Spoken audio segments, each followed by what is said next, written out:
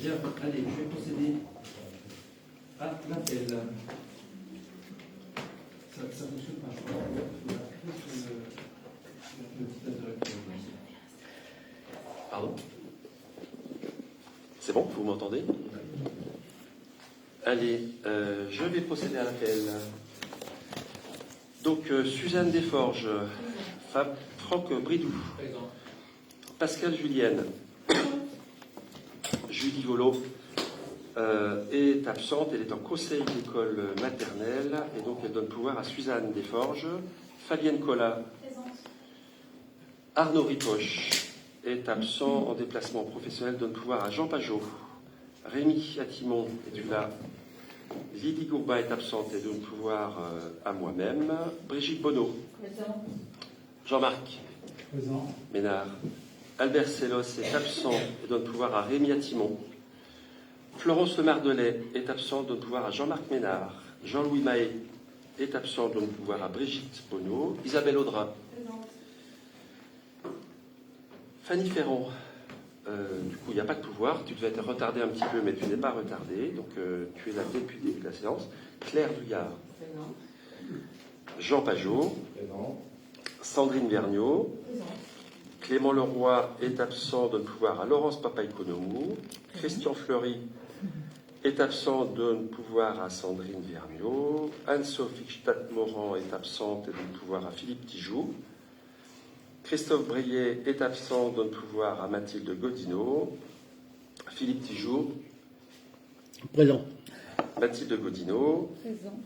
Jean-Michel Juguet. Présent. Serge Champion. Présent. Monique Custa est absente et donne pouvoir à Serge Champion. Et Laurence Papaïkonomou. Présente. Très bien. Je vais demander à Suzanne si elle veut bien être secrétaire de séance. Merci. Avant de passer au point numéro 1, je vous propose quand même d'adopter le PV du dernier conseil, le conseil du 16 mai. Vous en avez pris connaissance. Nous n'avons pas eu de retour nous demandant de modifier. Donc je considère, Monsieur Tijoux. Oui, on se félicite bien sûr de ce compte-rendu d'une vingtaine de pages qui est relativement précis. Par contre, je ne suis pas sûr qu'il ait bien été relu, ce compte-rendu, puisque vous utilisez le terme abondement au lieu de amendement. Et ceci à une vingtaine de reprises dans le compte-rendu. Donc, en l'état, désolé, mais on ne pourra pas le valider. Ce que je vais faire, c'est de dire qu'on le valide. On aura pris soin auparavant de remplacer abondement par amendement. Voilà, sinon on le passe la prochaine fois. Mais si on remplace, si on fait rechercher et remplacer, ça devrait le faire. Ça devrait le faire, mais ma question était, je ne suis pas sûr qu'il ait bien été relu avant diffusion. Alors il y a une secrétaire de séance qui est là, qui peut vous répondre.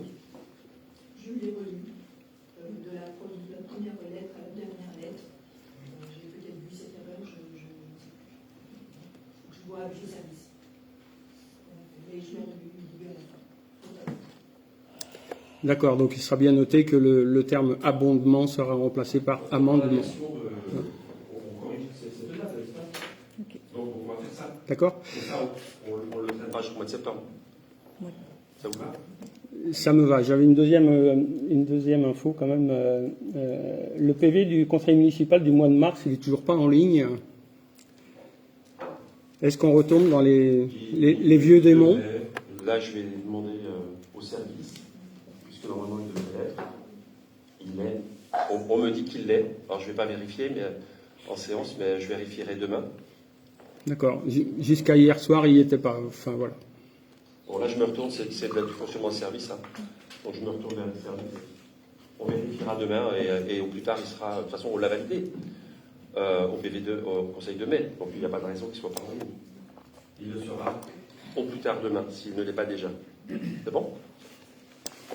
C'est bon, j'entends vos réponses et elles seront notées au PV. Merci. Bien, donc, pour l'approbation de ce PV du 16 mai 2025, y a-t-il des votes contre? Dans les conditions évoquées précédemment, bien sûr. Y a-t-il des votes contre? Y a-t-il des abstentions?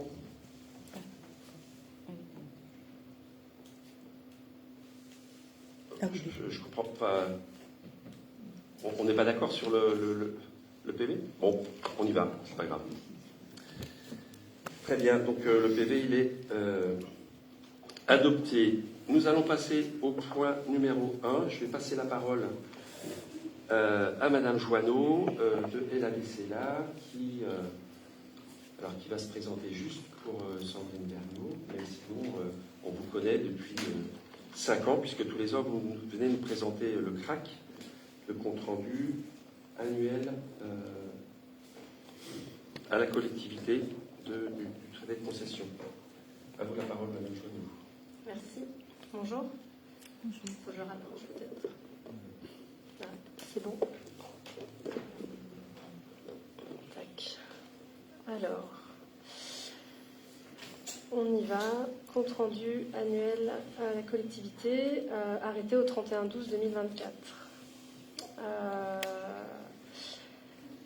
Donc l'organisation du CRAC est conforme à l'année dernière. On est sur le même type de présentation qui avait un petit peu évolué les années passées, par rapport aux années passées, avec quelques petits compléments d'information quand même qui ont été ajoutés dans les nouvelles moutures. Donc, on présente rapidement l'opération que vous connaissez. Il y a eu une mise à jour du périmètre de la concession pour restreindre en fait le périmètre au périmètre opérationnel, puisqu'on avait un périmètre de concession qui était plus grand que le périmètre réellement opérationnel et financier. Donc il a été mis à jour, puisque là, voilà, on tend vers la fin de notre mission. On a la tranche 2 qui est lancée, mais voilà, l'ensemble des éléments sont connus, donc on peut maintenant réduire le périmètre au périmètre opérationnel réel. Là, c'est l'ancien plan masse de réflexion du plan guide issu de 2015. Vous avez là un récapitulatif des données chiffrées de l'opération qui n'ont pas évolué sur les surfaces.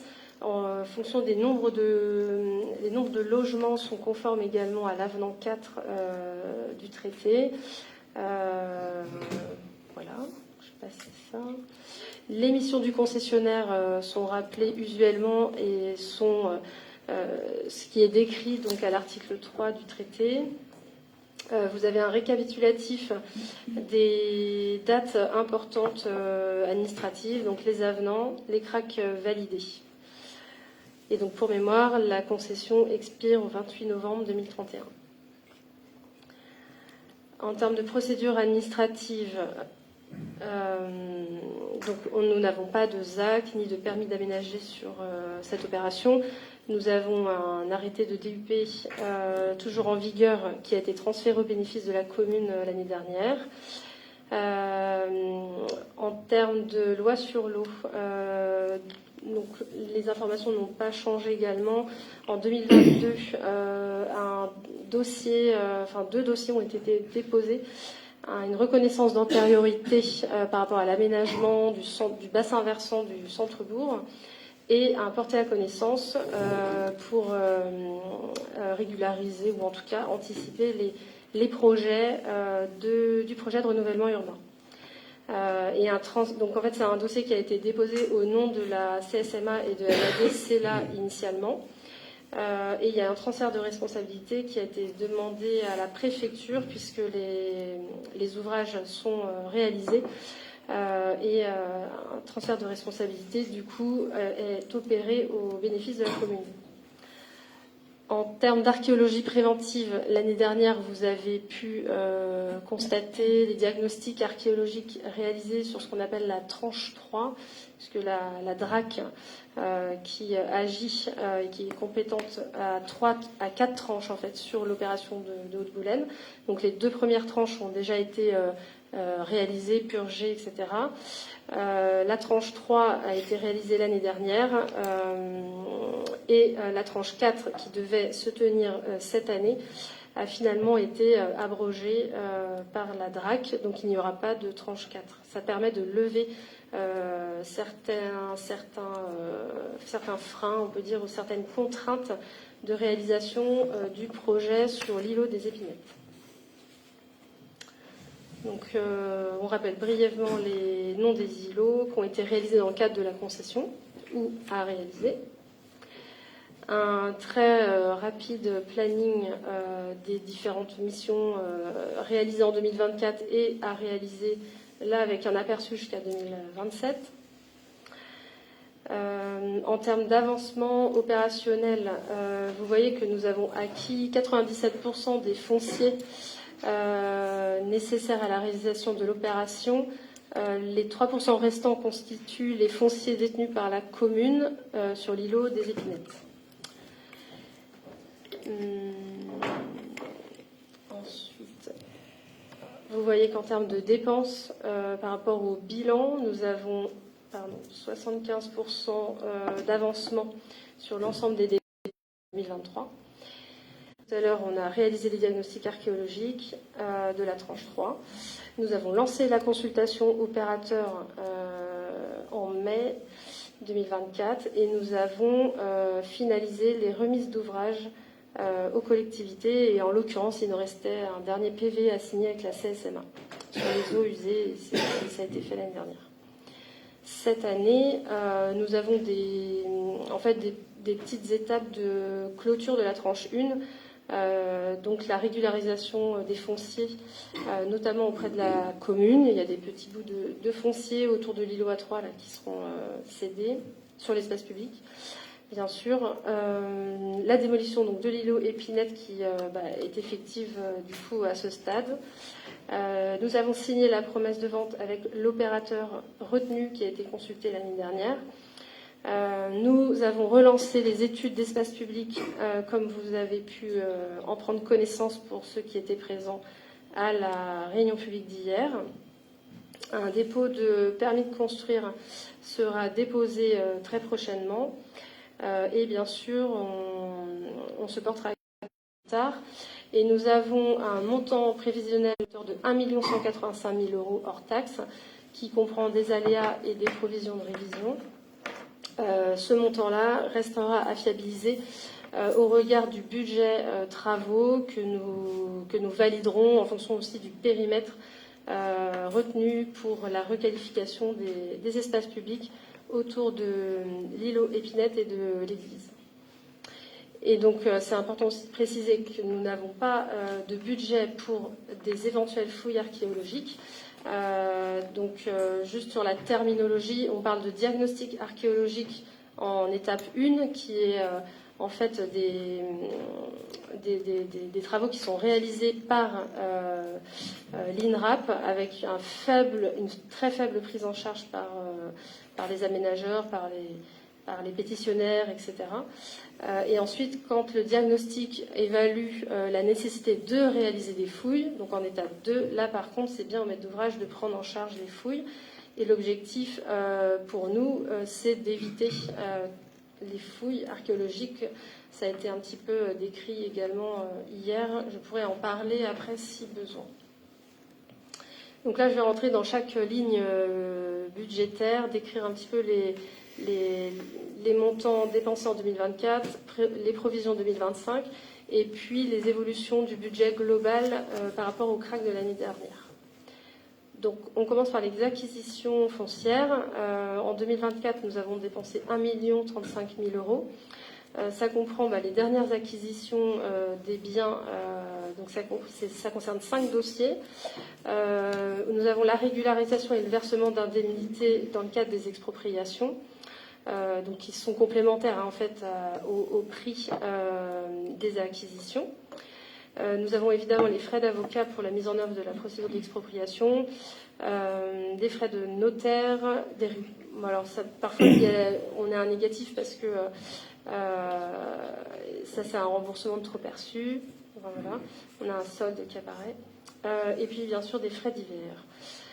En 2025, nous avons 263 000 € de provisionnés. qui correspond aux acquisitions des parcelles détenues par la commune, y compris les frais de notaire budgétés. Et vous le verrez plus tard sur l'opération, sur cette concession d'aménagement. Nous avons un jeu d'écriture entre la dépense, donc là vous constatez la dépense, et ensuite en recette on constate une participation d'apport de foncier en nature du montant équivalent. Donc le budget global des acquisitions foncières a diminué de 81 602 euros, 82 000 euros. En raison des ajustements des frais de notaire.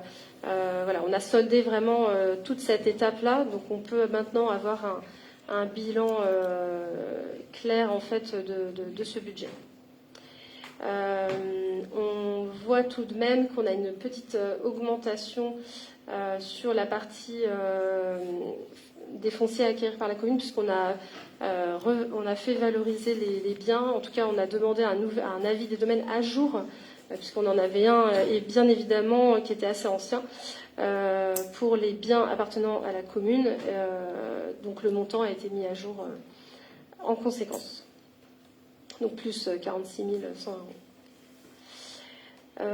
Donc là, vous avez pour récapitulatif les plans, les fonciers acquis par LADCLA dans le cadre de la tranche 1 en rose. En bleu, les fonciers à rétrocéder à la collectivité que j'abordais juste quelques minutes plus tôt. Et en vert, des fonciers à régulariser auprès de propriétaires privés. Voilà. Qui sont bien avancés. Vous avez ici la même chose sur la tranche 2, donc l'îlot Épinette, avec donc les fonciers les propriétés communes appartenant à la commune en vert ici, vert clair, les fonciers acquis avant 2023 par LAD en bleu, en vert par LAD en 2023 et en rouge par LAD en 2024. Donc là, c'est de manière très synthétique, uniquement les fonciers à rétrocéder à la collectivité. Pour rappel, la servitude qui a été mise en place sur l'îlot A3, alors j'appelle tout le temps l'îlot A3, mais je crois que c'est côté jardin. Donc une servitude piétonne au bénéfice donc, du public pour traverser l'îlot. Je vais passer maintenant aux études. Donc en 2024, nous avons dépensé 59 000 euros. Ça comprend divers diagnostics techniques nécessaires à la démolition. Nous avons réalisé un diagnostic phytosanitaire pour évaluer l'état de santé de différents arbres qui nous ont permis de mettre en valeur certains sujets et de les intégrer, que ce soit dans le projet de construction que dans le projet d'espace public. Nous avons des situations de maîtrise d'œuvre, de maîtrise d'œuvre espace public, démolition, ainsi que des révisions si c'est prévu au contrat. En 2025, on a 100 000 euros de budgété. Ça comprend des compléments d'études de sol, ou bien des diagnostics plutôt de sol pour accompagner l'opérateur Spirit pour la construction, des frais de géomètre, des compléments de diagnostic notamment amiante, et évidemment les frais de maîtrise d'œuvre pour les études qu'on mène cette année. Des révisions et puis de l'USPS par exemple pour les travaux de démolition. Le budget global de cette ligne études est à 746 000 euros. On a augmenté ce budget de 31 000 euros pour intégrer des ajustements de frais d'études, notamment liés aux études de sol et des diagnostics avant démolition. Oui, en point de vigilance, nous notons que tant qu'en fait le budget travaux n'est pas finalisé, La rémunération en fait, qui est prévue pour la maîtrise d'œuvre reste prévisionnelle, puisque, comme vous le savez peut-être, les frais de maîtrise d'œuvre sont souvent calculés sur un pourcentage du coût des travaux. Le budget travaux maintenant. En 2024, nous avons réglé 80 000 euros. Ça comprend divers travaux de déconnexion réseau de manière anticipée aux travaux de démolition, donc au niveau de l'îlot Épinette, des travaux d'accompagnement de l'INRAP lorsqu'ils sont venus réaliser le diagnostic archéologique l'année dernière, et le solde, en fait, le paiement de solde de DGD, en fait, de marché de travaux de la tranche 1, y compris révision. En 2025, nous avons 343 000 euros de provisionnés. En fin de compte, il y a un budget qui est important pour la partie démolition, avec, comme je l'ai expliqué tout à l'heure, une précaution de 80 000 euros que j'avais ajouté au budget, qui sera plutôt autour de 20 à 30 000, pour prise en compte finalement de nécessité de précaution au regard de l'enrichissement naturel à l'arsenic. Voilà. Il a fallu coordonner un petit peu les deux sujets. Alors j'ai une petite provision pour de la redevance archéologique, puisque il me semble qu'il devrait y avoir un dernier appel. Vous voyez, les montants ne sont pas très élevés. On a 3 000 euros là.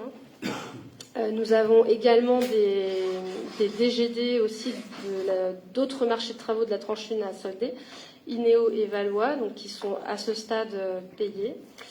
Les dernières déconnexions réseau qui sont mises en stand-by pour Enedis et GRDF, et puis des provisions pour frais divers et des provisions de révision de marché. Le budget global de cette ligne du bilan est à 3 835 000 euros. On l'a augmenté d'à peu près 80 000 euros, notamment en raison de l'aléa chantier démolition que je vous ai expliqué tout à l'heure. Donc le point de vigilance sur le montant travaux, je voulais aussi préciser, est lié à l'avancement des études. Donc on pourra finaliser le budget d'ici l'année prochaine, je pense, d'ici la fin de l'année même. Donc vous le constaterez au CRAC l'année prochaine. On rappelle que tant que l'appel d'offres aussi travaux n'est pas lancé, ça restera un budget prévisionnel. Et on rappelle aussi l'importance des remises d'ouvrage.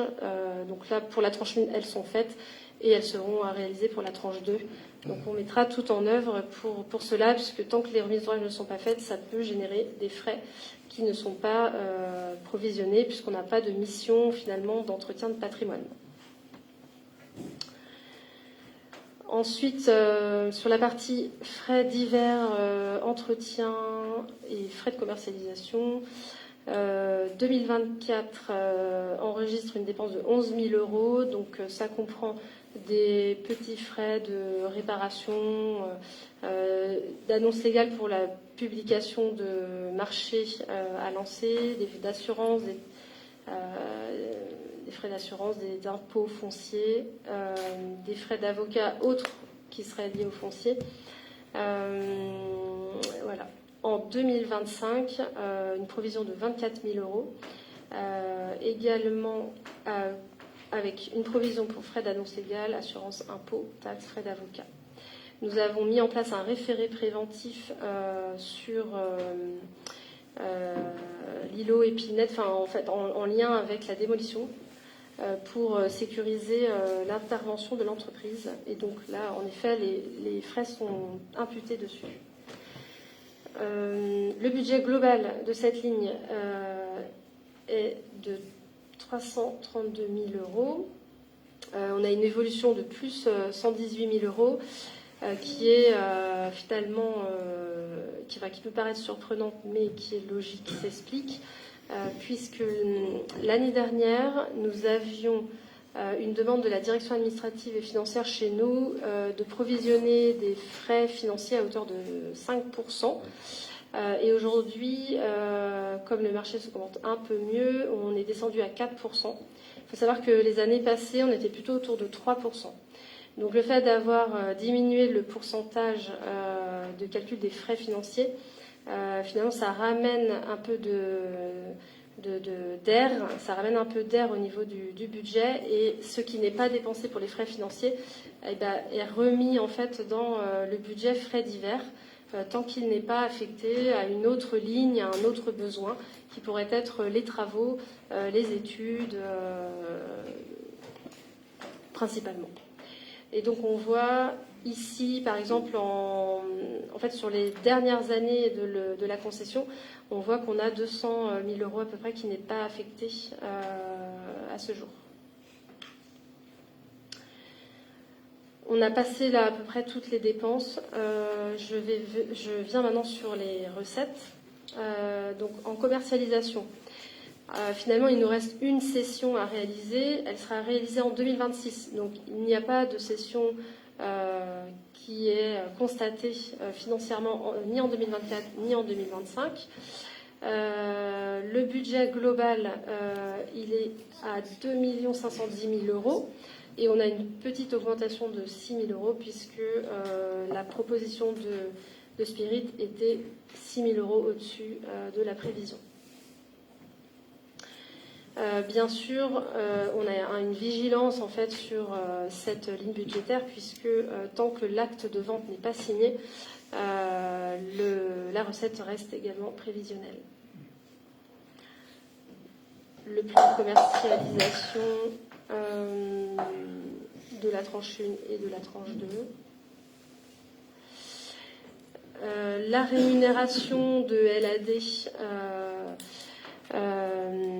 donc on constate en 2024 une perception de 29 000 € et en 2025 62 000 €. Le montant est plus important que l'année dernière puisque nous avons signé la promesse de vente avec l'opérateur Spirit. Donc vous voyez que notre rémunération est décomposée en plusieurs volets.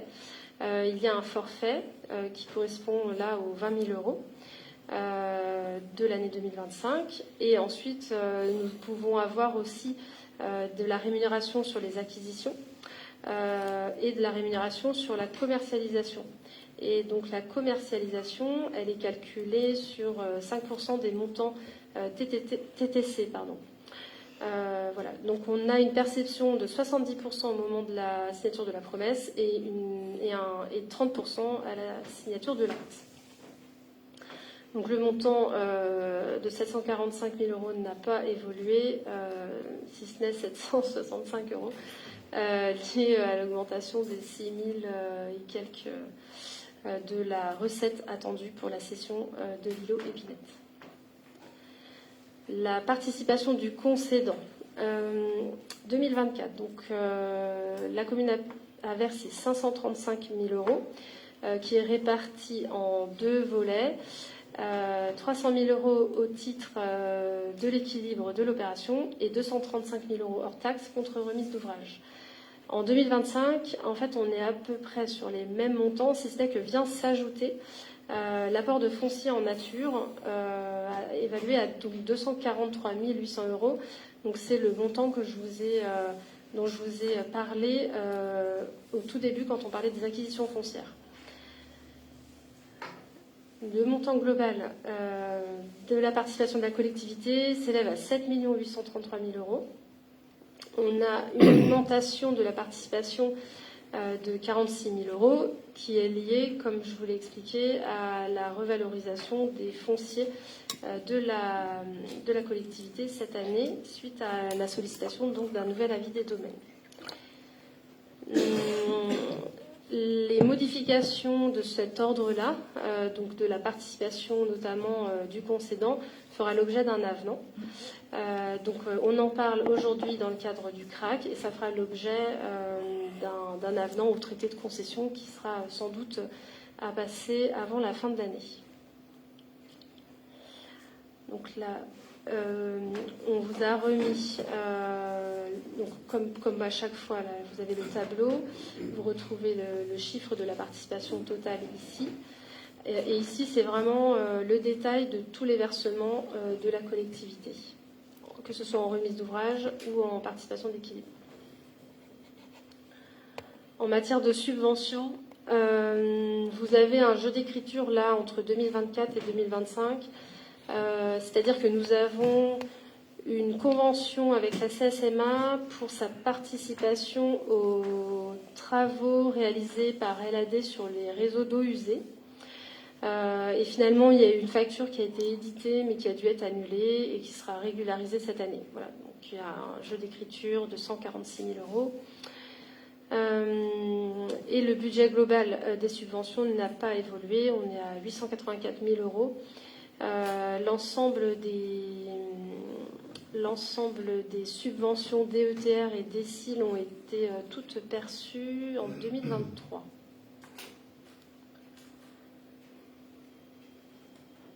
Petit point de vigilance, il nous reste à percevoir en fait une somme d'à peu près 200 000 euros sur la convention signée justement avec la CSMA au titre des réseaux d'eau usée. Donc on va pouvoir aussi sécuriser ce montant au regard du budget travaux à réaliser dans le cadre de la tranche 2, qui va permettre d'identifier réellement les interventions à réaliser sur les réseaux. Voilà, donc c'est juste que ce montant restant, finalement, pour l'instant, il n'est pas encore fiabilisé. Et donc, on aura probablement un avenant, possiblement, avec la CSMA et la commune à signer sur ce point-là. Autres produits, les produits financiers. Donc, en 2024, nous avons enregistré un produit de 3 083 euros qui correspond à des produits financiers puisque tout début 2024, nous devions avoir une trésorerie positive avant la finalisation des acquisitions foncières. En 2025, on ne prévoit pas de produits financiers. Le budget total ici des produits est à 31 000 euros et on a une petite évolution de 3 365 euros qui correspond peu ou prou aux produits financiers de 2024. Au 31/12/2024, nous avons une trésorerie négative cumulée qui s'élève à 1 348 000 euros.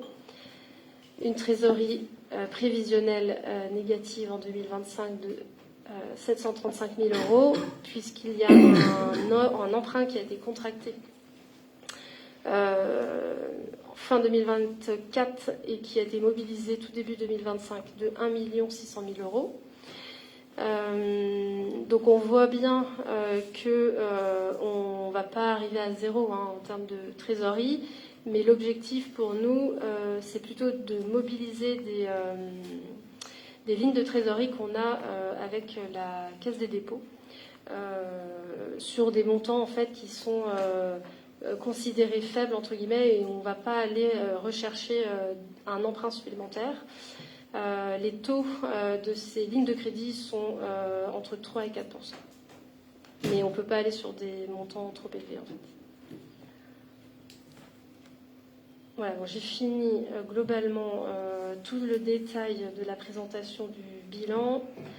De manière synthétique, l'ensemble du bilan financier en dépenses et en recettes. Là, la trésorerie, la mobilisation et les amortissements des emprunts.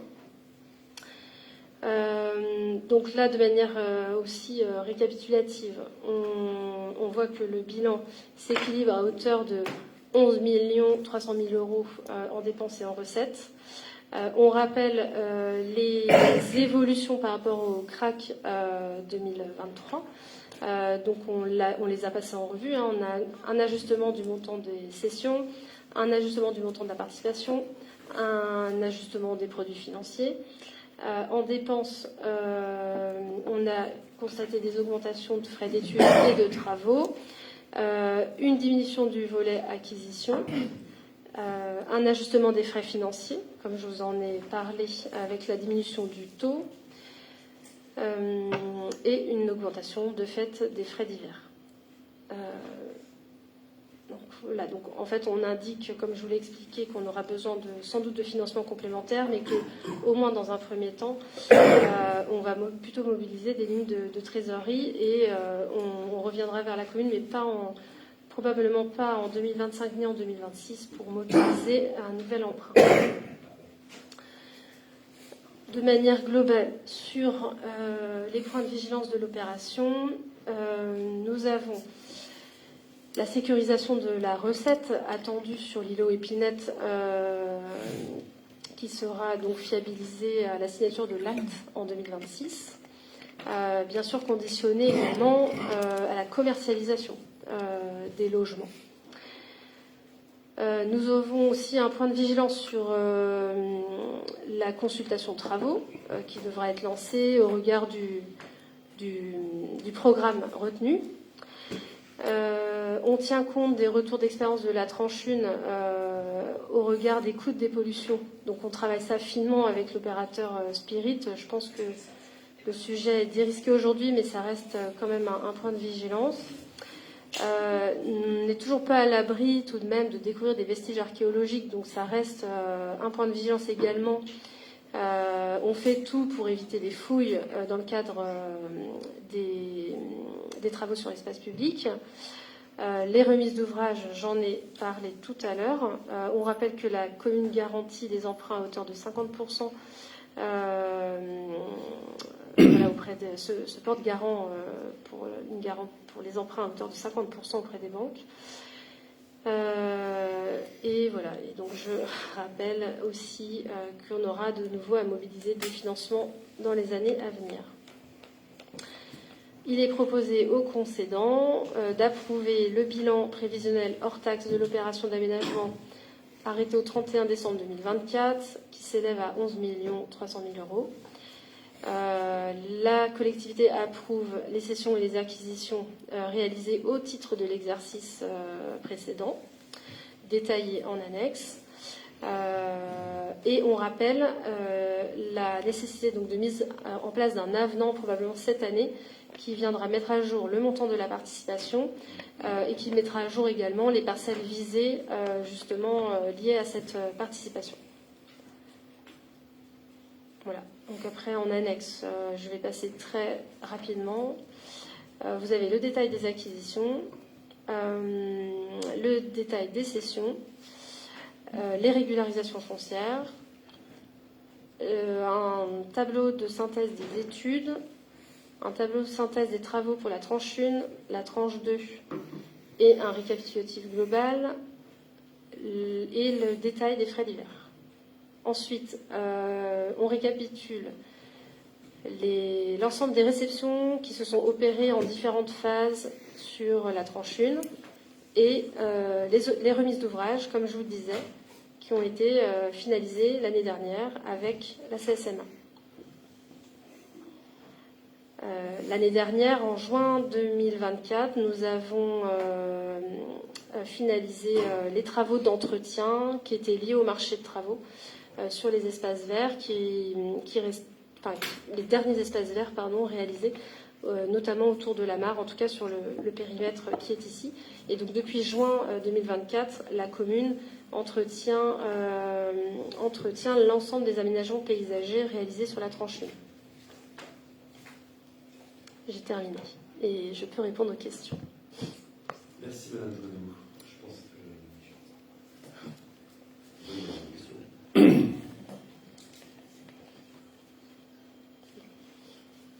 Non, il n'y a pas de... Alors, c'est un sujet, de notre part, on l'a travaillé en comité technique et en comité de pilotage, pour ceux qui étaient présents. Donc on a travaillé ce sujet bien en amont, mais en tout cas, maintenant, si vous avez des questions, n'hésitez pas. Monsieur Tijoux, vous vouliez en poser une? Oui, je voulais juste avoir une information sur le planning prévisionnel d'aménagement de cette phase.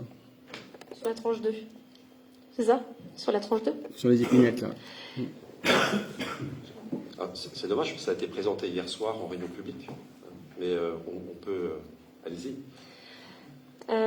Donc ce qui est prévu pour l'îlot Épinette, donc en termes de construction, c'est un démarrage des travaux fin d'année 2026 et on compte 24 mois de chantier. donc une livraison fin 2028.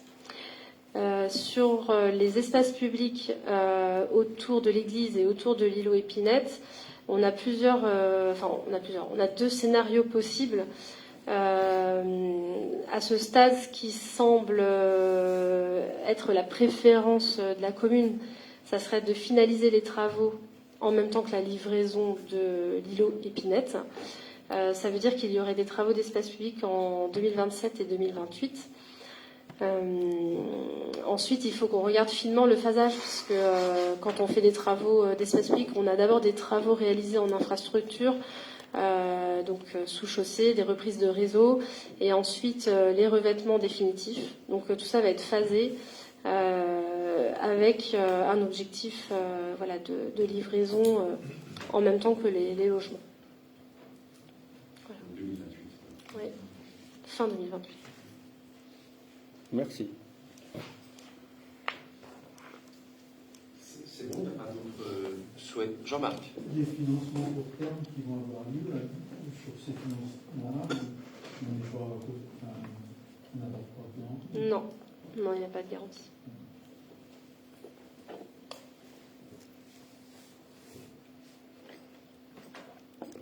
Ok. Pas d'autres interventions? Bien, écoutez, vous avez été extrêmement précise, exhaustive, Madame Joanneau. Je vous en remercie.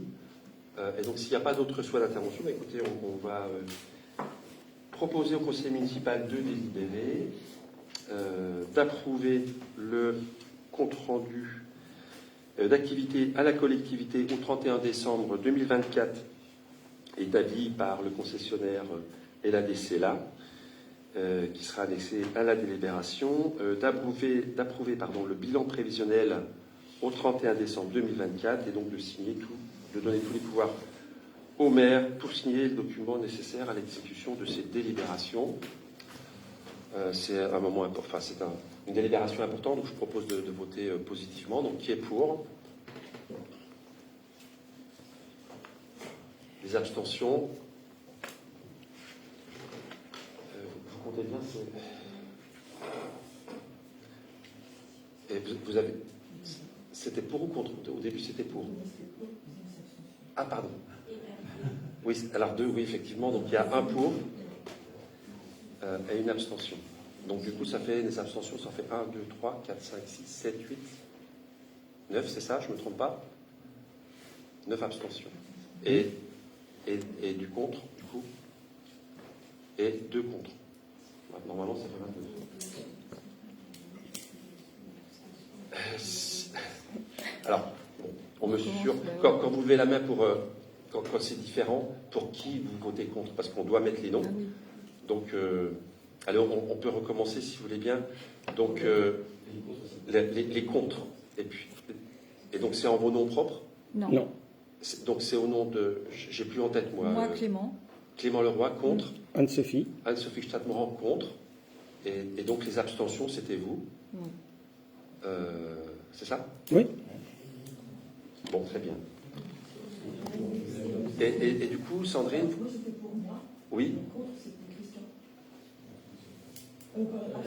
Abstention. Compliqué, hein? Et un vote pour. Donc, Non, bon, vous y êtes trouvé?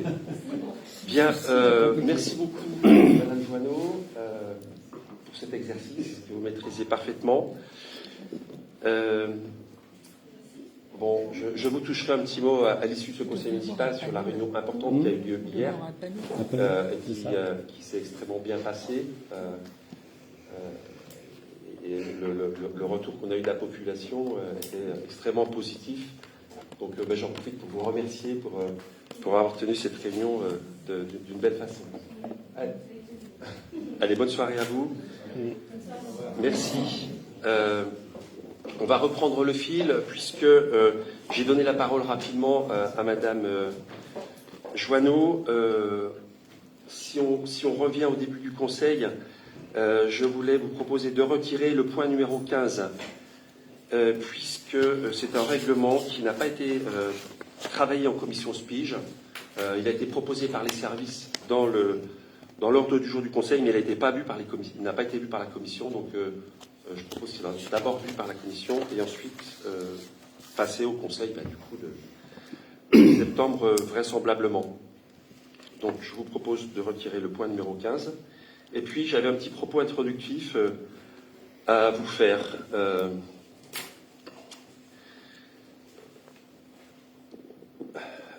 Mesdames, Messieurs, chers collègues, cette réunion du Conseil municipal, organisée à la demande des 11 élus de l'opposition, se tient exceptionnellement un jeudi, jour inhabituel pour notre instance.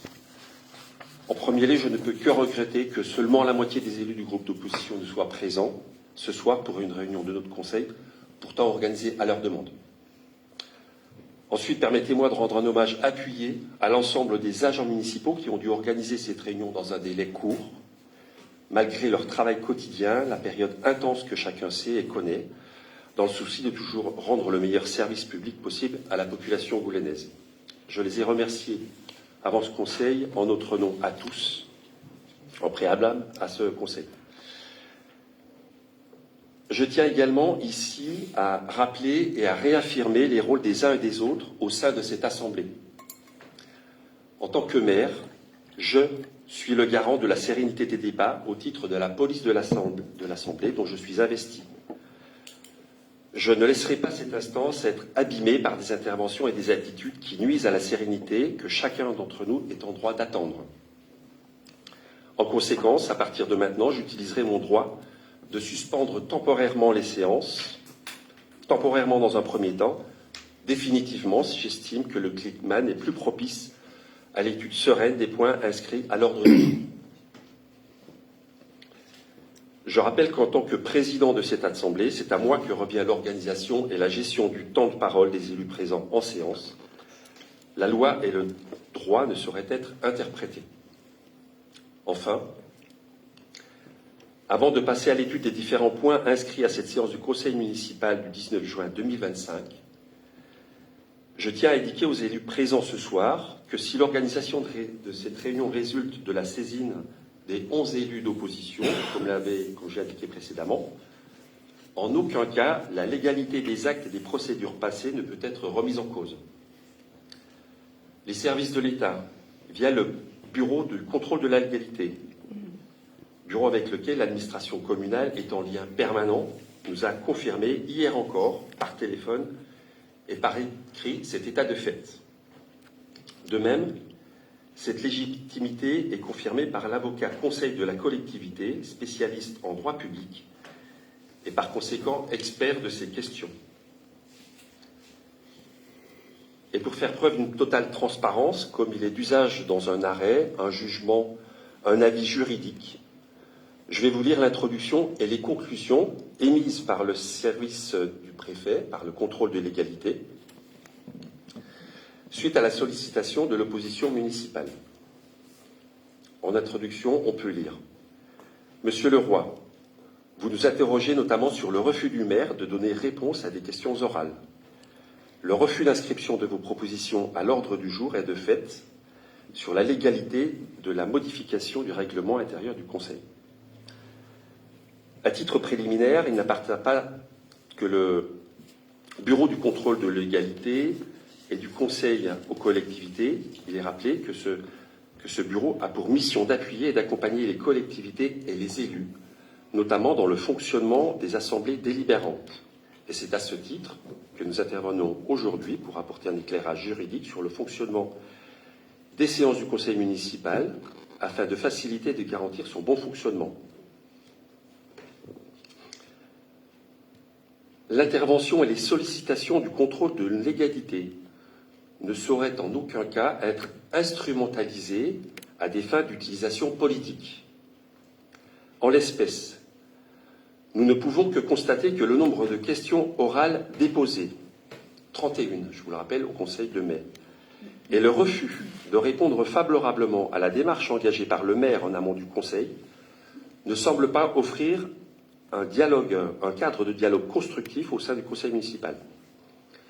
Vous êtes par ailleurs invité à solliciter la municipalité via le directeur général des services, autant que de besoin, afin que vous soit communiquée toute information utile à l'exercice de votre mandat.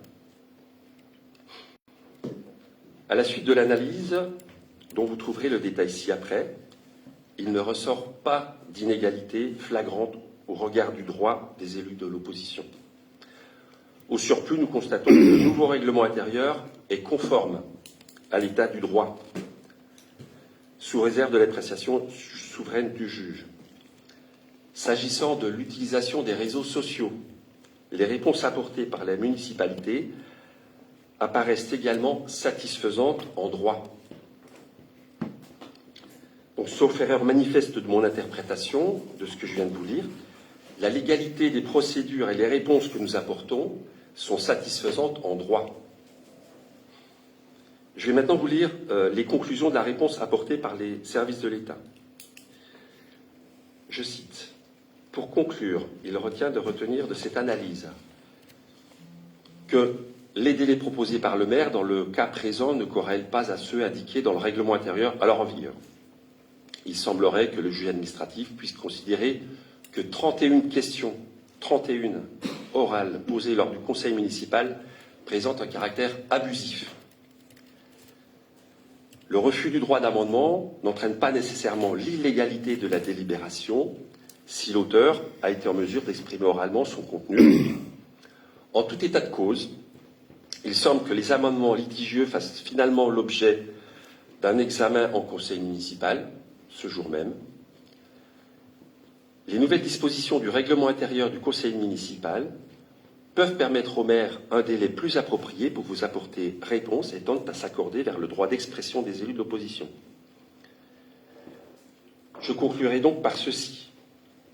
Dans l'introduction de la réponse apportée par le Bureau du contrôle de légalité, il est expressément précisé que, je cite, « l'intervention et les sollicitations du contrôle de légalité ne sauraient être instrumentalisées à des fins d'utilisation politique ».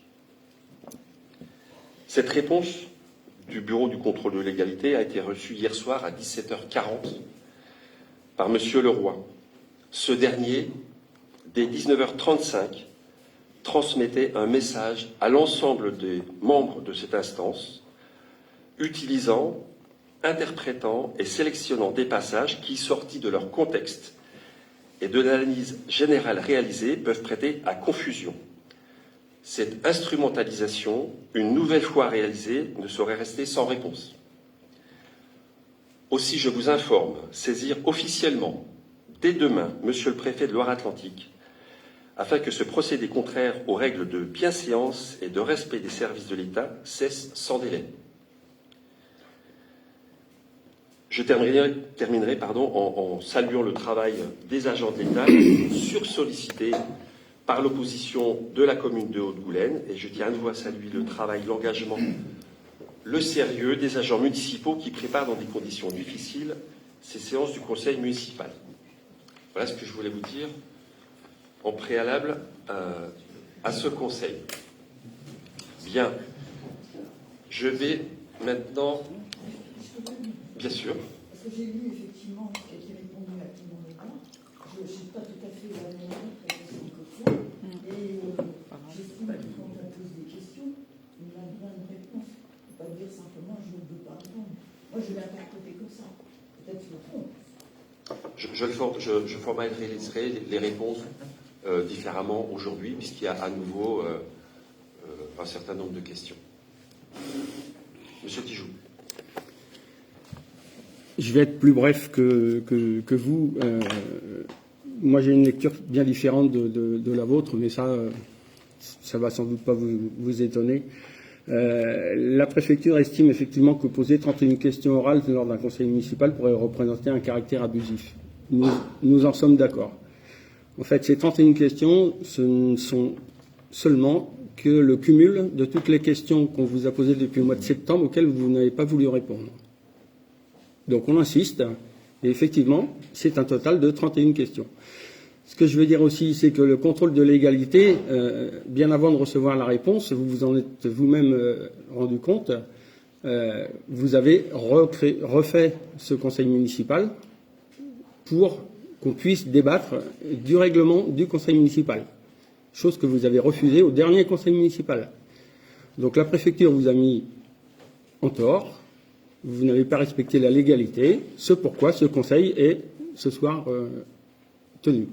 Bien, merci pour cette intervention. Le conseil il est organisé à votre demande et donc on y a greffé les points que vous souhaitiez ajouter et puis comme on est attentif au travail de nos agents, vous avez remarqué qu'on avait avancé les points du 4 juillet, d'où cette organisation un petit peu précipitée.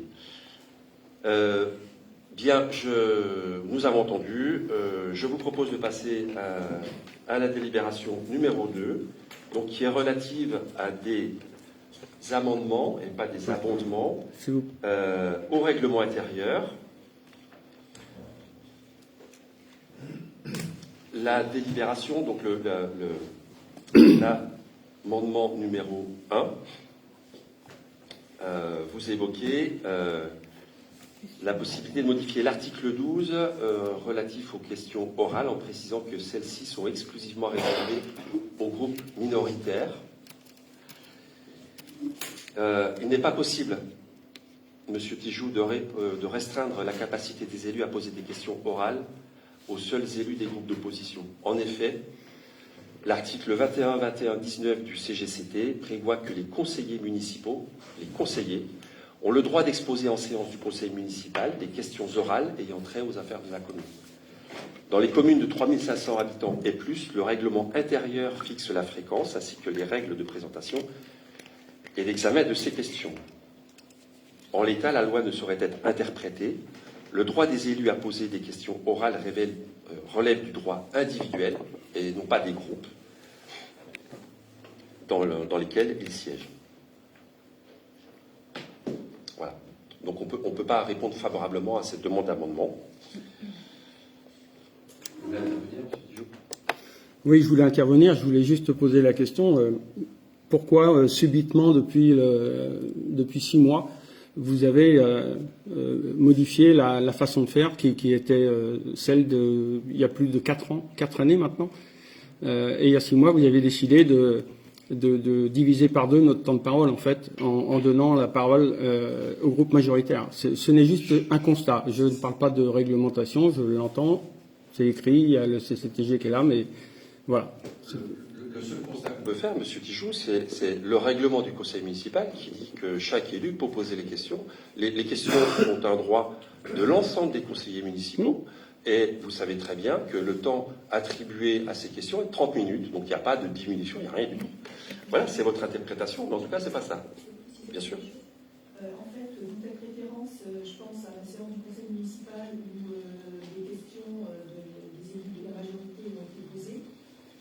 Vous avez eu le sentiment que votre temps de parole était réduit. Je voudrais juste préciser que lors de cette séance, le temps de questions a été de 40 minutes. Donc en fait, votre temps, actuellement, n'a pas été réduit. Non, mais nous sommes bien d'accord. 31 questions, ça se répond pas en 30 minutes, voilà. Mais simplement en 5 questions à chaque conseil municipal avec les réponses qui conviennent, tout va bien. Alors ça, c'est une autre remarque. 31 questions, ça ne se répond pas. Les 30 minutes sont prévues dans le règlement intérieur du conseil municipal. Donc ça, c'est... Et ils ne sont pas réservés à la minorité. Bien. Chose. Oui. Sur ces questions, vous dites que ces 31 questions, vous les posez toujours. Il y a certaines questions, vous avez parlé tout à l'heure, et des questions que vous posez à chaque fois, même si vous avez eu des réponses. Ça devient un petit peu, on va dire, systématique. C'est toujours les mêmes questions qui reviennent. Alors, on est au courant, ok. Mais c'est un petit peu désagréable d'avoir toujours les mêmes questions qui reviennent. Les réponses ne sont pas données, donc on reformule. Bien, vous allez... On les a bien entendu. Les réponses sont données, peut-être que ce ne sont pas les réponses que vous attendez. En tout cas, le règlement, moi je propose qu'on Très arrête incomplet. la discussion ici. Le règlement du conseil municipal, il est extrêmement clair. Chaque élu peut poser les questions. Majorité, minorité. Le temps affecté aux réponses est de 30 minutes. Et puis le maire peut décider un renvoi en commission ou bien dire on a déjà traité. Ou alors ça ne concerne pas notre PCI, notre collectivité. S'il vous plaît. Oui, ce que je voulais dire également, c'est que ce soir, on va voter le règlement du conseil municipal. Et et vous toutes et tous, collègues du conseil municipal, j'espère que vous allez voter en vos âmes et conscience et que la consigne qui sans doute a été donnée fera qu'il y aura quelques aménagements à ce règlement du conseil municipal. Qu'est-ce que tu sous-entends? Je pense qu'on a assez droits pour prendre une décision. Les réponses, les votes nous donneront tort ou nous donneront raison, mais voilà. Ça n'a rien à voir, ça c'est ton interprétation. Ton interprétation. Oui, c'est notre interprétation, tout à fait. Ce Ouais. premier amendement que vous proposez, on voit bien que légalement, on peut pas accepter, on ne peut pas limiter les questions orales aux questions de la minorité. Dans la réponse que le contrôle de légalité a apportée hier, c'est nommé. On ne peut pas limiter le droit de parole à seulement certains élus. Bien. Je vous propose donc de délibérer sur ce premier amendement qui n'est pas conforme au Code des collectivités territoriales. Et donc, pour le refus de cet amendement, qui est pour le refus de cet amendement?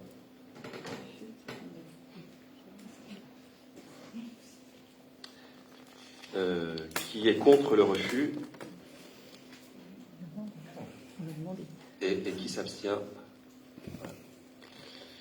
Nous allons passer à... Alors, je crois qu'il n'y a pas d'abstention. Voilà. Donc il y a 18 votes contre cet amendement et 11 pour. C'est bon? Je propose de passer à la deuxième proposition d'amendement qui concerne l'organisation des commissions et des comités. Donc il est proposé d'étendre le délai de prévenance de 5 jours à 30 jours calendaires, d'ajouter la mention « Un compte-rendu systématique des réunions des commissions sera rédigé et transmis sous format numérique à l'ensemble des membres dans un délai de 15 jours », et puis de créer un groupe WhatsApp. Alors, en l'état actuel de l'organisation, nous souhaitons rejeter cet amendement. Pour autant, je pense qu'il y a des améliorations à apporter. Et donc, dans un esprit de co-construction, je propose d'engager une réflexion commune sur l'amélioration du fonctionnement des commissions. Et donc, à ce titre, j'ai chargé Julien Levaillet, notre DGS, de nous proposer des pistes d'amélioration concernant l'organisation, la gestion et le suivi de l'ensemble des commissions. Et on statuera.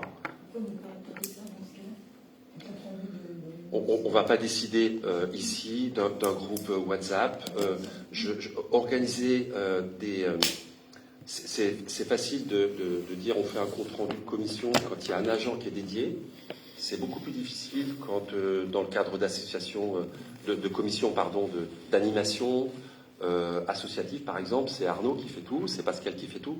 Donc, en l'état actuel des choses, c'est difficile. Mais on a bien noté qu'il y avait des choses à améliorer. Donc, moi, je vous propose d'améliorer ça et puis d'en parler à un prochain conseil municipal. Voilà. On aura le temps d'y travailler pendant l'été. C'est la proposition que je vous fais. Monsieur le maire, vous nous avez, depuis 6 mois encore, tenu le propos suivant. C'est très très compliqué de retransmettre les échanges de conseils municipaux, etc. Il faut des moyens techniques, etc. En ce moment, c'est en direct sur le Facebook de Bon Sens et Transparence. C'est pas compliqué du tout, c'est juste une histoire de volonté et d'acceptation de travailler différemment. Donc, si j'ai bien compris, l'ensemble de la majorité va être contre cet amendement. Nous sommes pour. On vous laisse procéder au vote. Je reprécise, du coup, que je vais proposer de voter contre. Pour autant, il y a un travail qui va être fait pour répondre à votre attente. Voilà, pour organiser mieux le travail des commissions. Voilà, je vous demande quand même d'entendre cela. Brigitte, tu voulais intervenir? Ouais, moi je ne comprends pas non plus, Philippe, parce que en fait, on a quand même pendant 4 ans bien travaillé dans la commission, sur lesquelles il n'y avait pas l'éducation et les choses, enfin sur les bâtiments, toutes ces commissions-là où tu étais présent, tout se passait bien. Depuis que vous êtes rejoints, je n'ai pas d'avis à émettre dessus. Rien ne vous convient. En plus, on va aller, alors on va effectivement faire un travail supplémentaire. On arrête tout dans 6 mois. Le quid. C'est pour ça que c'est pas compliqué, mais Quel intérêt de faire ça? Quel intérêt? Eh ben, c'est juste que les commissions bâtiments, voirie, réseau, depuis le début de l'année, il y en a eu 2 ou 3. Voilà. Au début du mandat, c'était une par mois. Et donc aujourd'hui, on se rend compte que les décisions, elles se prennent plus en commission. Les commissions, ça sert plus à rien. Donc c'est pour ça qu'il faut les cadrer. C'est tout simplement ça. Commission solidarité, une réunion le 30 janvier 2025. La deuxième, elle est prévue au mois de septembre. Non, Philippe, je t'arrête tout de suite. C'est lié, et tu sais, de l'absence de Anne, Philippe. Tu le sais. Mais bien sûr, mais c'est pas pour autant que les Goulanais n'ont plus besoin de solidarité. Non, tu décontextualises. C'est lié à l'absence de Anne. On a attendu l'arrivée de Baptistine. Ensuite, on a programmé une première date. Comme par hasard, tu n'étais pas disponible. Mais non. Anne-Sophie n'était également pas disponible. On a programmé une deuxième date.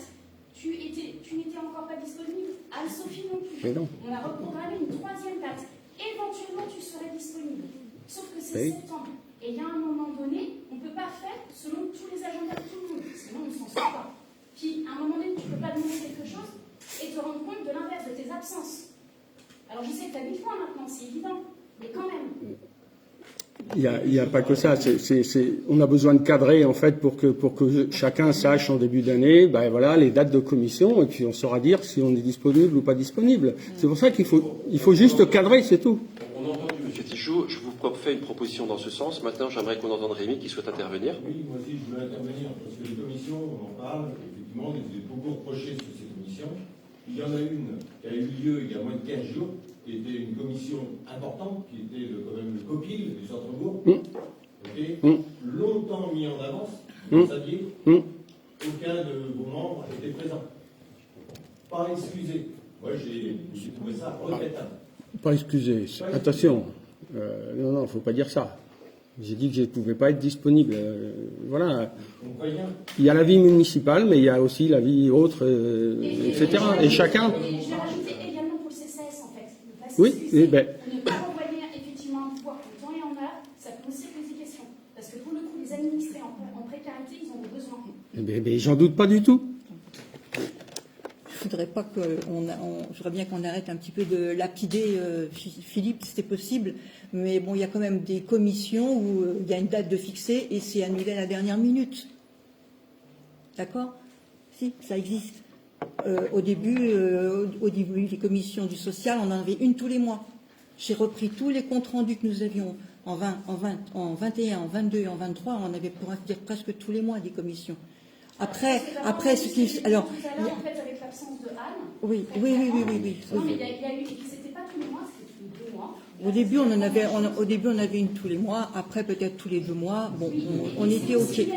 Non, mais oui.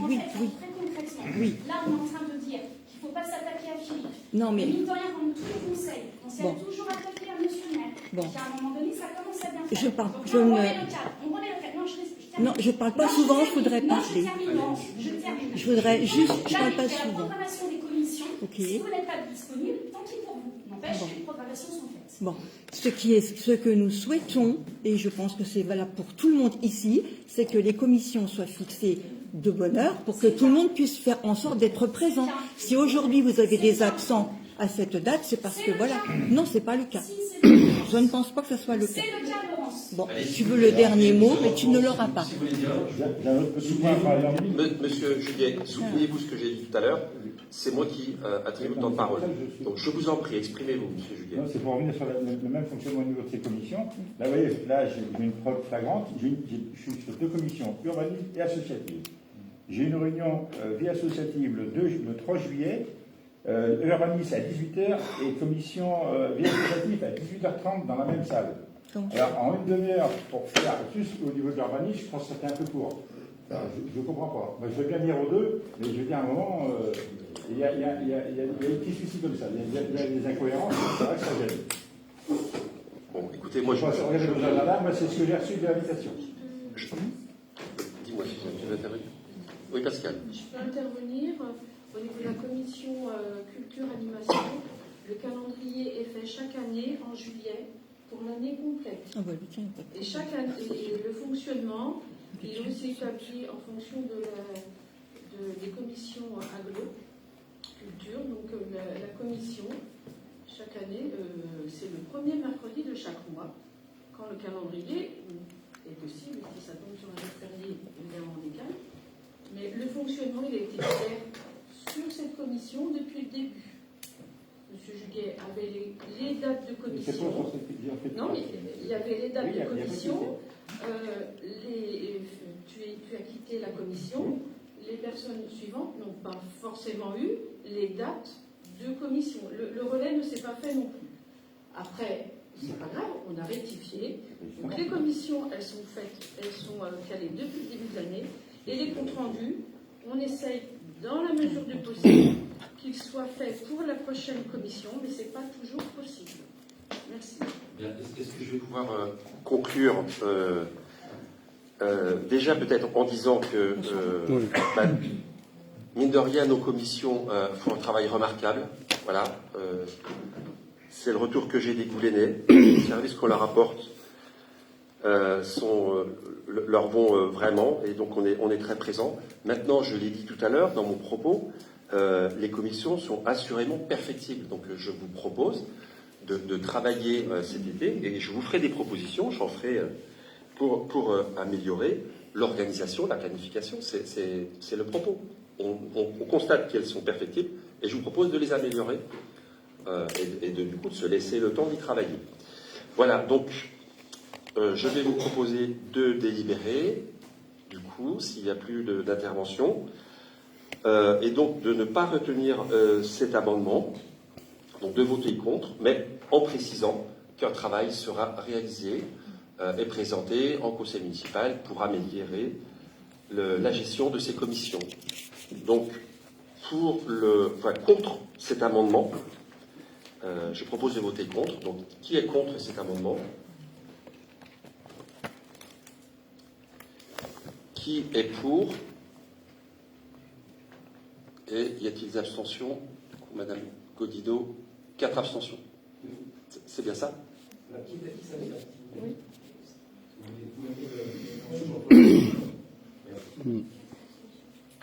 Non, je crois que c'est 2 abstentions, c'est bien ça?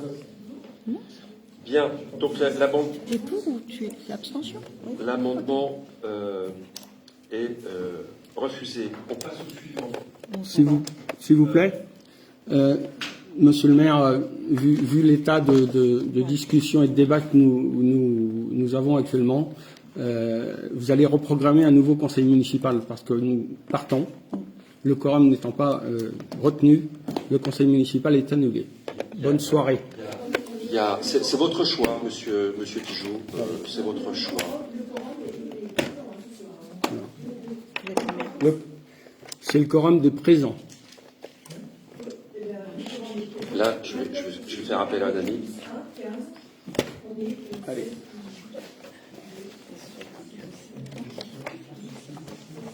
De 13. Je vais vous donner mon sentiment personnel, monsieur Tijoux. Vous nous avez fait organiser ce conseil municipal alors que notre conseil était prévu le 4 juillet. Je trouve votre comportement triste. Voilà. Je ne suis pas sûr que les Goulénais, si un jour vous voulez être à cette place-là, je ne suis pas sûr que c'est comme ça qu'il faut faire, monsieur Tijoux. Voilà. Nous, on fait avancer les affaires de la commune. Nous étions hier à l'inauguration du mur des anciens combattants. Vous n'étiez pas là, à la réunion publique pour présenter le projet du centre-bourg. Vous faites partie du comité de pilotage, vous n'étiez pas là. Vous demandez la tenue d'un conseil municipal extraordinaire. On y répond. Pour débattre. Laissez-moi terminer, monsieur Tijoux. Laissez-moi terminer. Nos services travaillent. Donc je trouve que votre comportement est triste. Voilà. Et je pèse mes mots. Faites ce que vous voulez. Écoutez, c'est bien, on est filmé. Et les Goulénais sauront vous en tenir gré, monsieur Tijoux, de votre comportement. Nous sommes une équipe. On est une équipe déjà nominativement, voilà. Moi, je suis simple rapporteur. Toujours est-il que ce Conseil devait ouvrir les débats et force est de constater que les débats, il n'y en a pas. Et donc, désolé, le quorum des présents ne sera pas tenu. Donc, ce Conseil municipal est annulé et vous serez dans l'obligation de reporter ça. Alors, peut-être au mois de septembre, effectivement, mais voilà. Ouvrons les débats. Voilà. Merci. Bonne soirée. Le Conseil municipal est un organe délibérant. Voilà, donc il prend, il acte à la majorité. Vous n'avez pas la majorité, je suis désolé, mais en tout cas, pour l'instant, tous les points qui ont été délibérés sont valables et sont réglementés.